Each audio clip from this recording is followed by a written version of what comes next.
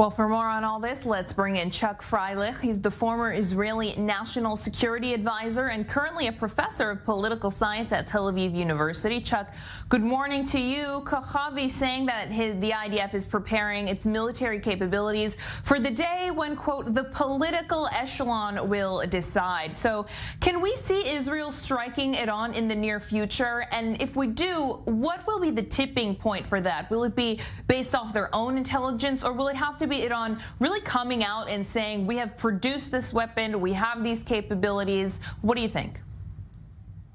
Well, first of all, I don't think there's anything particularly new in this statement by the Chief of Staff. Obviously, the IDF is preparing a military option.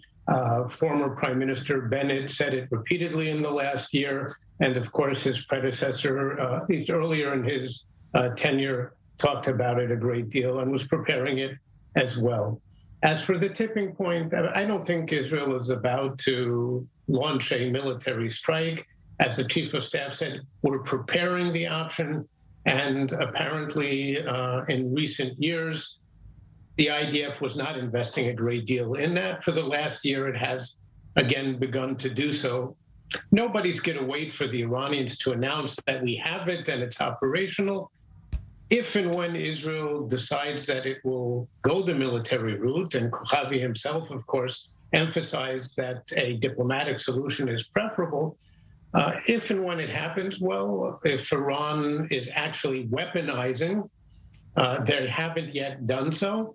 They are, in essence, a nuclear threshold state in terms of having the fissile material required for the first few bombs. But they have not yet weaponized a warhead. And the good news is that they haven't done that for something like 20 years now. So clearly they believe that that would be a bridge too far and hopefully won't change that assessment. Do you think Iran really believes that Israel is going to strike them? In an interview with Al Jazeera, they said that Israel is weak in its current stance, but we've seen Israel strike Iranian strongholds in Syria. So how serious are they taking this threat? Well, I would differentiate between the fact that they take Israel's capabilities and its ability to strike Iran in a whole variety of ways very seriously, and their assessment of whether Israel has an effective military option at this time against a nuclear program. First of all, as I was saying, at least based on the common open source knowledge and what Prime Minister Bennett said repeatedly, Israel did not maintain, it did not have an effective military option against a nuclear program in recent years. And I think all the assessments are that it would take a few years to rebuild it. Does that mean that Israel couldn't do anything today? No, it could. It could achieve a short-term delay in the program, but I don't think anybody wants to do it if all we could achieve is maybe a matter of months. The blowback would be very severe. So the attempt is to develop a more effective capability, and that is certainly a while off.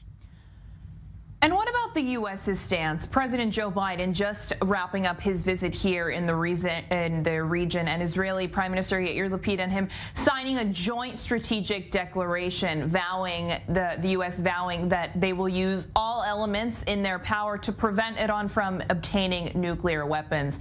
But Iran saying they're not only close to it, they can really do it if they want to at any moment. So what can the U.S. really do to stop them? Joe Biden mentioning he would use force as a last resort, but we're not really seeing him on this international scale as that kind of aggressive U.S. leader. So what kind of force is he talking about? First of all, the Iranians can't do it anytime they want to.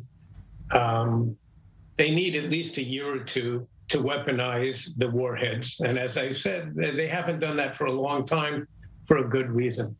But neither Israel nor even the United States, a global power, has the military capability to put an end to the nuclear program. Too late, can't be done. The Iranians have the technology, the know-how. What could be achieved is a few-year delay, at best a few-year delay, and that's assuming a perfectly effective military strike. Now, I don't think this is a question of Biden being more or less aggressive. We've had 5 American presidents in a row: Clinton, Bush, Obama, Trump, Biden, Democrats and Republicans alike, all of whom have essentially rejected the possibility of launching a military strike. Obama's actually the only one who talked a bit about the United States having an option, but there are 5 presidents who made it absolutely clear that they do not intend to go that route. Biden is no different. And so I believe that Israel has to accept this, that that's the reality. And then the question that we face is, what are our options? And I believe most sophisticated analyses of the situation lead one to the conclusion that going back to the old deal with all of its pitfalls is still the best of the bad options we face. We don't have an effective military option, at least at this time. Sanctions alone aren't going to do it. Regime change isn't going to happen in the near future, if at all. And the repeated attacks, the acts of sabotage in Iran, I'm all for it. It's very important. But all each of these attacks does is gain another small amount of time. That's important also, but it doesn't solve the problem.